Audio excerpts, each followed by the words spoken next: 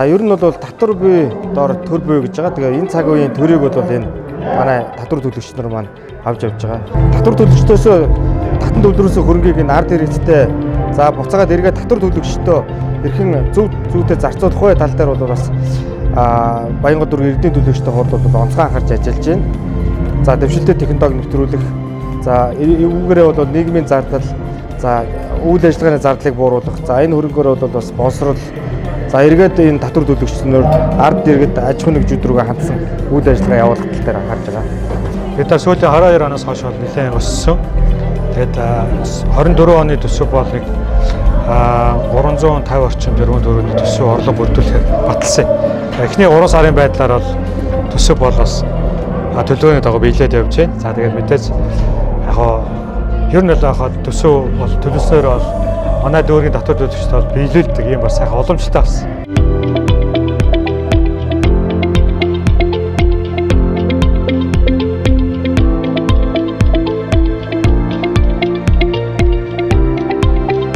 Жилийн хүрээнд Баянгол дүүргийн татварын эсрэг бүртгэлтэй нийт аж ахуйн нэгжүүдээс 60 шилдэг татвар төлөгчнийг шалгаруулж байна. За энэ өдрүүдэд бид нар татвар төлөгчдүүдээ шилдэг татвар төлөгчдүүдийг алдаршуулахаас гадна мөн боловсролын сургуулиудад бас сургалт сурчлагыг өгдөг. За мөн татвар төлөгчдөө шаардлагатай сургалтуудыг өгж явдаг. Тэгэхээр энэ 7 хоногийн хугацаанд бид нар нэлээдгүй олон ажлуудыг хийж төлөвлөж байгаа учраас бас нийт татвар төлөгч маань энэхүү сургалтанд идэвхтэй хамрагдахыг хүсэж байна.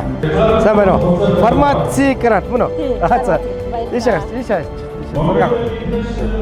За энийг. За баяр хүргэе танд. Танай хамт олонд баяр хүргэе. Баярлалаа. За тийшээ. За бөөнөрөө зогсчоод. Хүрдэг шүү.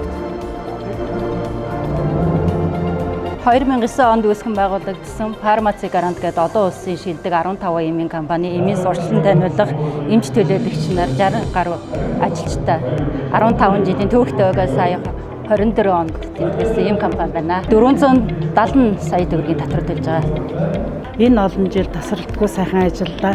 Энэ олон жил ажилласны үр дүнд ийм сайхан шарганд авч байгаадаа маш их баяртай байна. Баянгол дүүргээс зохион байгуулагддаг ажил их олон төрөл байдаг. Бүгдээрээ нэгс амжилттай оролцож явдаг. Тэгээд баярлалаа. За сүүлийн 4 жилийн үед дүүргийн төсвийн орлого 4-өөс 5% буюу 9.4-өөс 12.4 тэрбум төгрөгөөр ер нь давж биелсэн үзүүлэлттэй байгаа. За 25 оны үед бид нар 352 тэрбум төгрөгийг дөрвөн төсөвт төвлөрүүлэхээр зорилго тавин ажиллаж байна. Ингээд нийт татвар төлөгч иргэн аж ахуйн нэгжтэй энэ өдрийн мэндийг хүргье.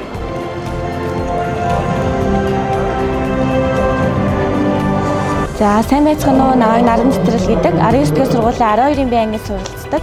Энэ жилийн үед бол татварын аж ахуйс гэсэн гар зургийн уралдаанд ахлахангийн төрөлд оролцоод тэрбум байрыг эзэлсэн байна. За миний зургийн ер нь утга агуулгын гэвэл энэ хуульсан хевсийг яг улсын төсөвтэй адилтгаад тэгээд татварын аж ахуйс гэж юу юм бэ? Татвар төлөгчид Монголын маань хөгжил дэвшил бүтээн байгуулалтанд их хөв нэмэр оруулалт гişүү гэдгийг их ойлгомжтой хөнгөн сэдвээр ер нь үеийнгийн болон бусад хүмүүст ойлгохоор яаж илэрхийлэх вэ гэж маш олон юунууд бодож байгаа. Тэгээд ийм зургийнхаа санаа гарган зурсан байгаа.